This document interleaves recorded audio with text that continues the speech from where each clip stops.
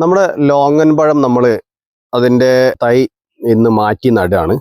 നമ്മളിതിൽ 4 കുരു നട്ടിട്ടുണ്ടായിരുന്നു, പക്ഷെ ആകെ നമുക്ക് മുളച്ചത് 1 അപ്പോൾ ഇത് നടുന്നതിൻ്റെ വീഡിയോ ഞാൻ ഇതിൻ്റെ മുമ്പ് നമ്മുടെ ചാനലിൽ അപ്ലോഡ് ചെയ്തിട്ടുണ്ടായിരുന്നു.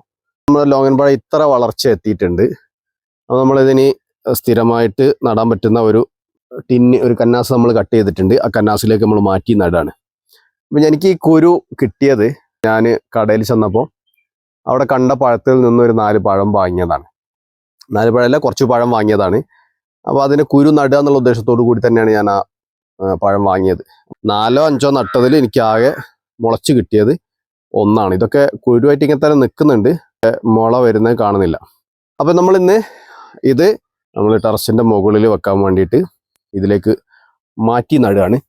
അപ്പോൾ നമ്മൾ മിക്സ് ചെയ്ത് വെച്ചിട്ടുള്ള ചകിരിച്ചോറ്, അതുപോലെ തന്നെ മണ്ണ്, കാലിവളം, ചാണകം, ഇതൊക്കെ ഇവിടെ ഉണ്ട്.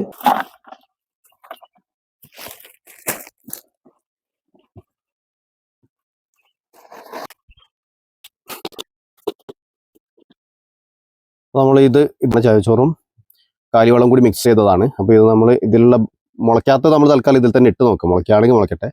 എന്തായാലും സാധ്യത കുറവാണ്, കാരണം ഏകദേശം 1 മാസം കഴിഞ്ഞ് നമ്മൾ നട്ടിട്ട്. ഇത് നമുക്കൊരു 10 ദിവസം കഴിഞ്ഞതിന് ശേഷമാണ് ഇത് മുള വന്നിട്ടുള്ളത്. നമ്മൾ ആദ്യം ഇതിലേക്ക് ഇട്ടിട്ട് മിക്സ് ചെയ്യാം.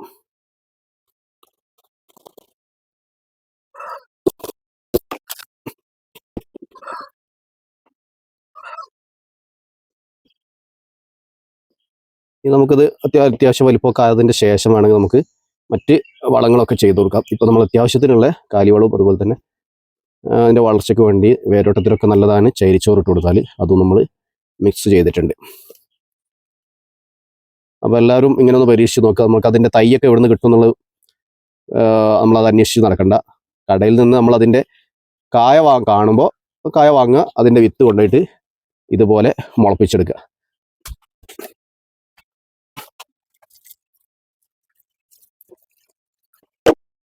അപ്പോൾ ഇതിൽ മുളയ്ക്കാതെ വന്ന ഒരു 3 വിത്ത് കൂടിയുണ്ട്, കുരുണ്ട്. നമുക്കത് ഇതിൽ നട്ട് നോക്കാം.